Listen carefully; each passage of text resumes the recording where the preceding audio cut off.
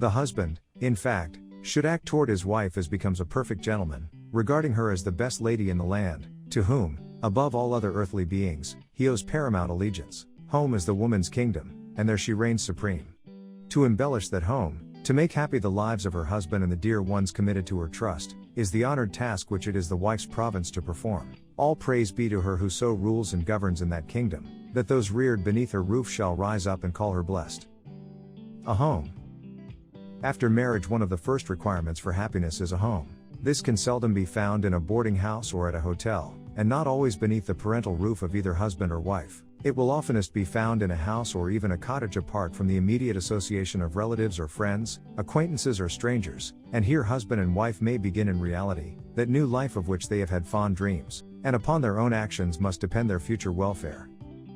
Home companionship. Husband and wife should remember, when starting out upon their newly wedded life, that they are to be life companions, that the affection they have possessed and expressed as lovers must ripen into a lifelong devotion to one another's welfare and happiness, that the closest friendship must be begotten from their early love, and that each must live and work for the other. They must seek to be congenial companions to each other, so that every hour they pass together will be mutually enjoyable. They should aim to have the same tastes so that what one enjoys will be alike enjoyable to the other, and what is distasteful to one shall be no less so to the other. Each should yield in matters where it is right to yield, and be firm only where duty is concerned. With a firm trust in one another they should ever abide, that each may say to the world, I possess one on whose character and heart I can lean as upon a rock. Conduct of husband and wife. Let neither ever deceive the other, or do anything to shake the other's confidence, for once deceived, the heart can never wholly trust again. Fault finding should only be done by gentle and mild criticism, and then with loving words and pleasant looks. Make allowances for one another's weaknesses, and at the same time endeavor to mutually repress them. For the sake of mutual improvement, the husband and wife should receive and give corrections to one another in a spirit of kindness, and in doing so they will prepare themselves for the work God gives the parents of training lives for usefulness here and hereafter. Their motto should be faithful unto death in all things, and they must exercise forbearance with each other's peculiarities. Let both preserve a strict guard over their tongues, that neither may utter anything rude, contemptuous or severe, and guard their tempers, that neither may ever grow passionate or become sullen or morose in one another's presence. They should not expect too much from each other. If either offends, it is the part of the other to forgive, remembering that no one is free from faults, and that we are all constantly erring. If, perchance, after they have entered upon the stern realities of life, they find that they have made a mistake, that they are not well mated, then they must accept the inevitable and endure to the end, for better or for worse, for only in this way can they find consolation for having found out, when too late, that they were unfitted for a lifelong companionship. A journalist has said, no lessons learned by experience, however sharply taught and sadly earned, can enlighten the numbed senses which love has sent to sleep by its magic fascination. And things as plain as the sun in heaven to others are dark as night, unfathomable as the sea, to those who let themselves love before they prove. Duties of the wife to her husband. The wife should remember that upon her, to the greatest extent, devolves the duty of making home happy. She should do nothing to make her husband feel uncomfortable, either mentally or physically, but on the other hand she should strive to the utmost of her ability to do whatever is best calculated to please him, continually showing him that her love, plighted upon the altar, remains steadfast, and that no vicissitudes of fortune can change, or diminish it. She should never indulge in fits of temper, hysterics, or other habits of ill breeding, which, though easy to conquer at first, grow and strengthen with indulgence. If she would retain her husband as her lover and her dearest and nearest friend, she should be equally as neat and tidy respecting her dress and personal appearance at home as when she appears in society. And her manners towards her husband should be as kind and pleasing when alone with him as when in company.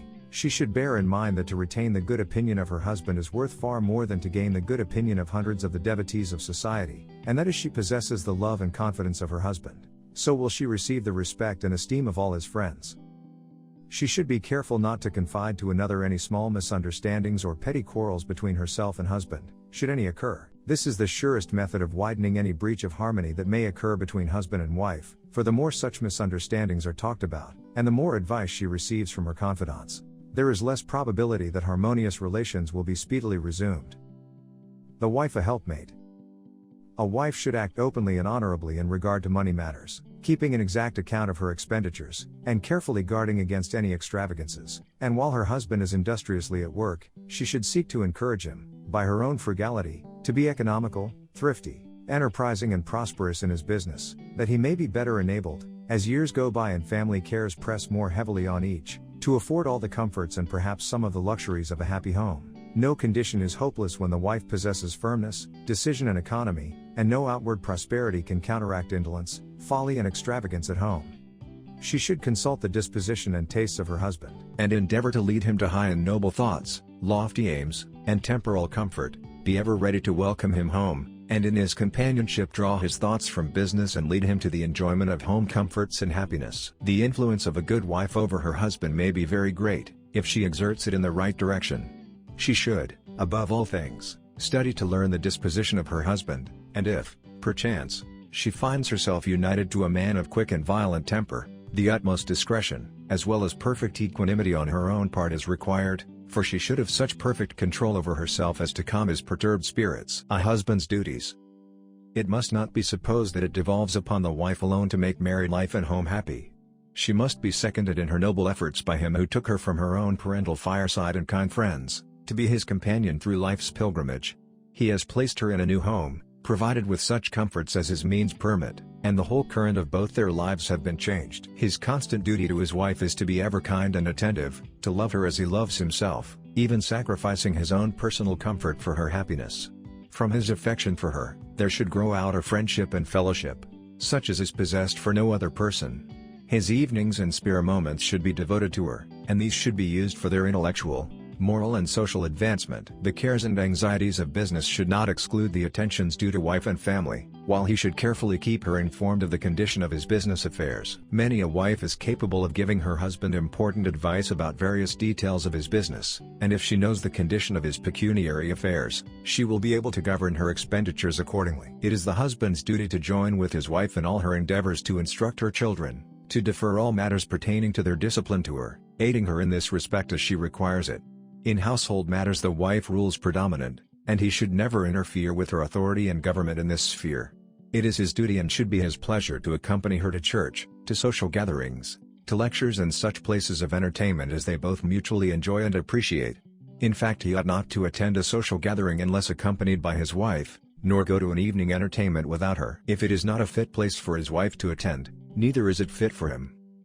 While he should give his wife his perfect confidence in her faithfulness, trusting implicitly to her honor at all times and in all places, he should, on his part, remain faithful and constant to her, and give her no cause of complaint.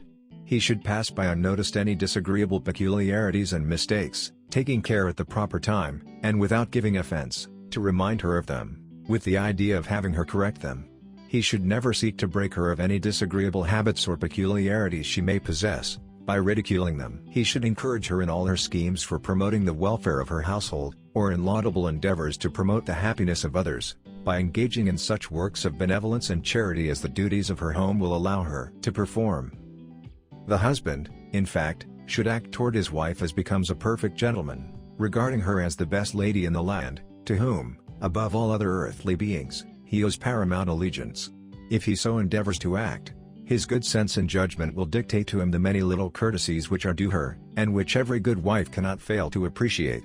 The observance of the rules of politeness are nowhere more desirable than in the domestic circle, between husband and wife, parents and children. The above is an excerpt from Our Deportment, A Code of Manners for Refined Society by John H. Young A.M., published in 1881.